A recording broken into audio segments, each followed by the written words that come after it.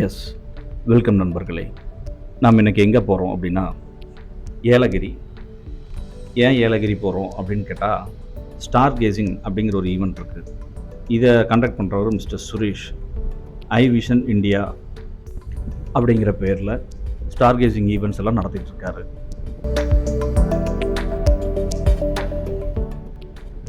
So நம்ம அங்கே போய் என்னென்ன பார்த்தோம், நம்மளுக்கு என்னென்ன எக்ஸ்பீரியன்ஸ் கிடச்சிது அப்படிங்கிறது எல்லாத்தையுமே உங்களோட ஷேர் பண்ணுறேன். அதை விட முக்கியமாக ஒரு சூப்பரான சன்செட்டையும் நம்மளோட மில்கி வே கேலக்ஸியும் சூப்பராக கேப்சர் பண்ணியிருக்கோம். அதுலேயும் அந்த சன்செட் அப்போ சன்னில் இருக்கிற அழகான அந்த சன்ஸ்பாட்ஸ் எல்லாம் கிளியராக விசிபிள் ஆகுது. ஸோ கடைசி வரைக்கும் மிஸ் பண்ணாமல் ஃபுல்லாக பாருங்கள்.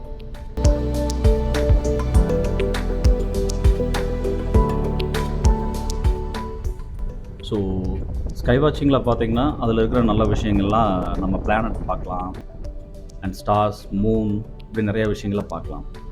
ஆனால் இப்படி பார்க்குறதுக்கு எதெல்லாம் பிரச்சனையாக இருக்குது அப்படின்னு கேட்டிங்கன்னா, மெயினாக light pollution and clouds. So இந்த லைட் பொல்யூஷனை பார்ட்டல் ஸ்கேல் அப்படிங்கிற ஒரு மெஷர்மெண்ட் மூலிமா பொல்யூஷனோட லெவலை அவங்க மெஷர் பண்ணுறாங்க 1 to 9.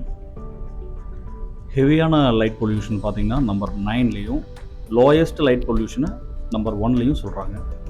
ஸோ ஹெவியான லைட் பொல்யூஷன் பார்த்திங்கன்னா நம்ம சிட்டிஸ், டவுன்ஸ் அண்ட் ஈவன் வில்லேஜஸில் கூட இப்போ அதிகமாக லைட் பொல்யூஷன் இருக்குது. லோயஸ்ட் லைட் பொல்யூஷன் அப்படின்னு பார்த்திங்கன்னா நம்ம லடாக் சொல்லலாம். லடாக் வந்து ப்ராட்டல் ஸ்கேலில் நம்பர் 1ல் இருக்குது. அண்ட் ப்ராட்டல் ஸ்கேலில் 2 பார்த்திங்கன்னா கொடநாடு சொல்லலாம்.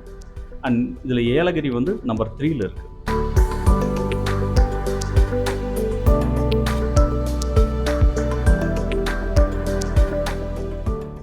இப்போ நம்ம மேலே பார்க்குற எல்லாமே ஸ்டார்ஸ் கிடையாது, அதில் பிளானட் இருக்குது, அண்ட் அது சேட்டலைட்டாக கூட இருக்கலாம். இப்போ கேலக்ஸியை நாங்கள் பிக்சர் பண்ணும்போது கிட்டத்தட்ட நாங்களே ஒரு 15லேருந்து 20 சேட்டலைட் பாசிங் பார்த்துருக்கோம். அந்த சேட்டலைட் பாஸ் ஆகிறது எல்லாமே நாம் எடுத்த அந்த வீடியோலையும் ரெக்கார்ட் ஆகிருக்கு. அதை நீங்கள் கடைசியில் பார்ப்பீங்க.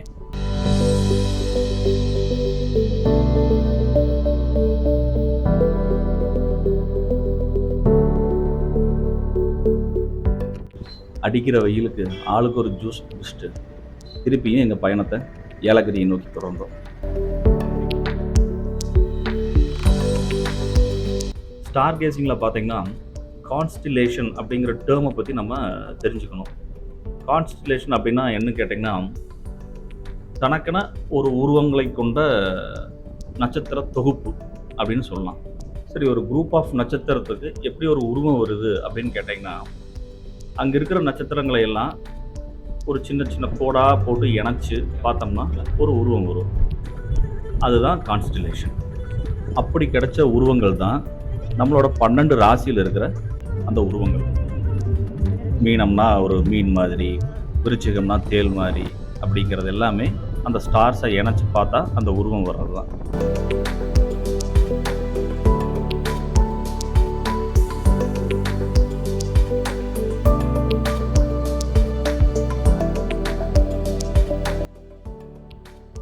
மொத்தம் பார்த்தீங்கன்னா 88 கான்ஸ்டலேஷன்ஸ் இருக்குது.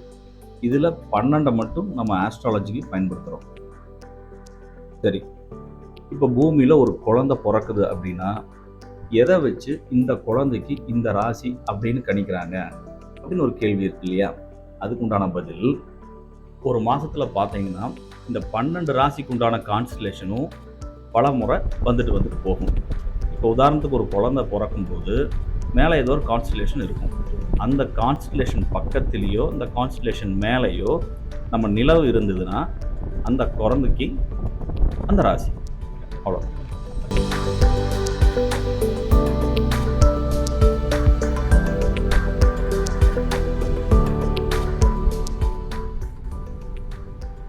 ஸோ இவ்வளோ தூரம் நம்ம அப்படியே பேசிக்கிட்டே கிட்டத்தட்ட மலை ஏற ஆரம்பிச்சிட்டோம். இந்த ஏலகிரி மலை பார்த்தீங்கன்னா கிட்டத்தட்ட அரௌண்ட் ஒரு 14 ஹேர்பின் பெட் இருக்குது. ரோடு ரொம்ப நேரவான ஒரு ரோடு. ஆப்போசிட்டில் ஒரு வண்டி வந்தால் 2 வண்டியுமே ஸ்லோ பண்ணி பாதுகாப்பாக விலகி போக வேண்டியதாக இருக்குது. பட் ஸ்டில் பிளேஸ் வந்து அந்தளவுக்கு ஒர்த்.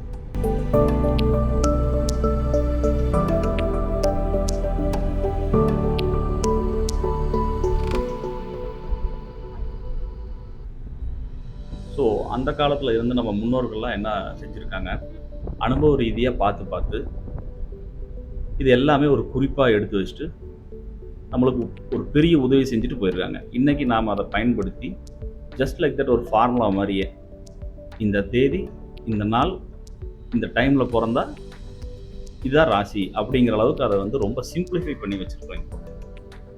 இங்கே ஏலகிரியில் பார்த்தீங்கன்னா நம்ம நம்ம கேம்ப் நடந்த இடம் வந்து ஸ்ட்ரீம் சைடு அப்படிங்கிற ஒரு இடம்.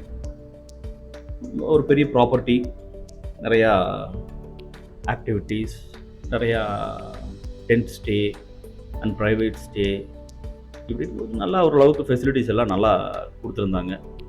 பட் ஓகே, ஒரு ஒன் டே கேம்புக்கு, ஒன் டே விசிட்க்கு, அது இந்த ஸ்டார் கேசிங் மாதிரி ஒரு ஈவெண்ட்டுக்கு இந்த இடம் பர்ஃபெக்ட், ஒன்றும் தப்பு இல்லை. அவங்களோட காண்டாக்ட் நம்பரை நான் கீழே டிஸ்கிரிப்ஷனில் கொடுக்குறேன். தேவைப்படுவோர் பயன்படுத்தி கொள்ளவும்.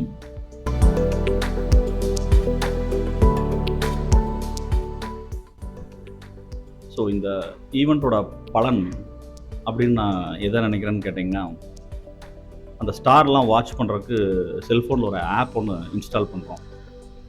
அந்த இன்ஸ்டால் பண்ண ஆப் மூலிமா தான் நம்ம மேலே செல்ஃபோனை மேலே காட்டினோம்னா எந்த இடத்துல எந்த ஸ்டார் இருக்குது, மூன் எந்த இடத்துல இருக்குது, ஐஎஸ்எஸ் அந்த ஸ்பேஸ் ஸ்டேஷன் எந்த இடத்துல ட்ராவல் ஆகிட்டுருக்கு, இது எல்லாமே அதில் அதே சொல்லிடும்.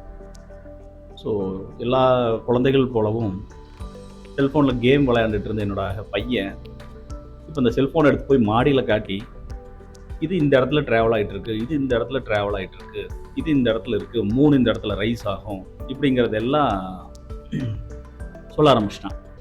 ஒரு புது விஷயத்தை பசங்க கற்றுக்குறாங்க. ஸோ ஒரு அடிக்ஷனாக இருந்த ஒரு ஃபோன்லேருந்து கொஞ்சம் வெளியே வந்து அதுக்கு ஒரு மாற்றம், அது நாளைக்கு தேவைப்படுதோ இல்லையோ அப்படிங்கிறது ரெண்டாவது. பட் ஸ்டில் ஏதோ ஒரு புதிய விஷயத்தை தேடுறாங்க இல்லையா, இதே ஒரு நல்ல ஒரு பழக்கமாக நான் பார்க்குறேன்.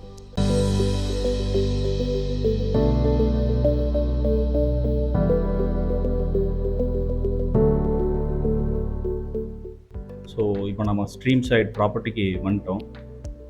இன்னும் கொஞ்சம் நேரத்தில் பார்த்தீங்கன்னா சன் செட் ஆக ஆரம்பிச்சிடும். ஸோ அந்த டைமில் நான் எடுத்த அந்த ஃபுட்டேஜ் பாருங்கள், க்ளோஸ்அப்பில் எடுத்திருக்கோம். ஒரு மலைக்கு பின்னாடி செட் ஆகும்போது அந்த வியூ பார்க்குறக்கே அவ்வளோ அருமையாக இருந்தது. அது கூட ஃபைனலாக கொஞ்சம் ஜூம் பண்ணி பார்க்குறப்ப அந்த சன்னில் இருக்கிற அழகான அந்த டார்க் ஸ்பாட்ஸ், சன் ஸ்பாட்ஸ்னு சொல்லுவாங்க, அதெல்லாம் அவ்வளோ கிறிஸ்டல் கிளியராக தெரியுது. நீங்கள் பாருங்கள், என்ஜாய் பண்ணுங்கள்.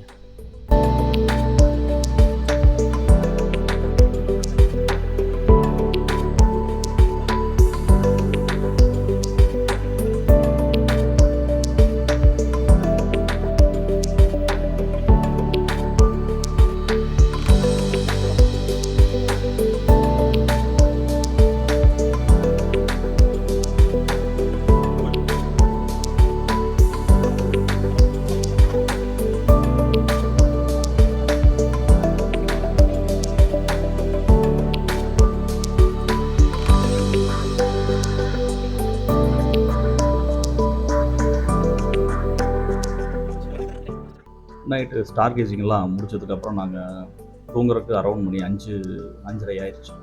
குளிர், செம குளிருங்க.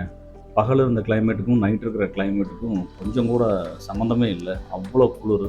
பட் இருந்தாலும் கண்ணு முழிச்சு அந்த மில்கிவே கேலக்ஸியை ஃபோட்டோ எடுத்து உண்மையாலுமே அவ்வளோ கஷ்டத்தையும் தாங்கினது ஒர்த்து தான். நீங்கள் கடைசியில் பார்ப்பீங்க.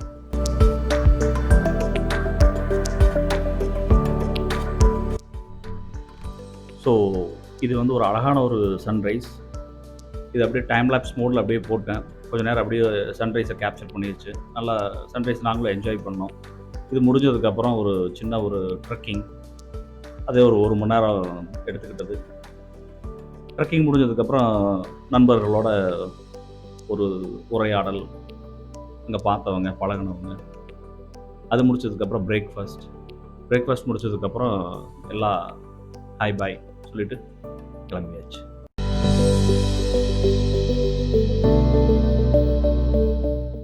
ஸோ நாங்கள் நைட்டு கண் முழிச்சு கஷ்டப்பட்டு கேப்சர் பண்ண மில்கிவே கேலக்ஸியை நீங்கள் இப்போ பார்த்து என்ஜாய் பண்ணுங்கள்.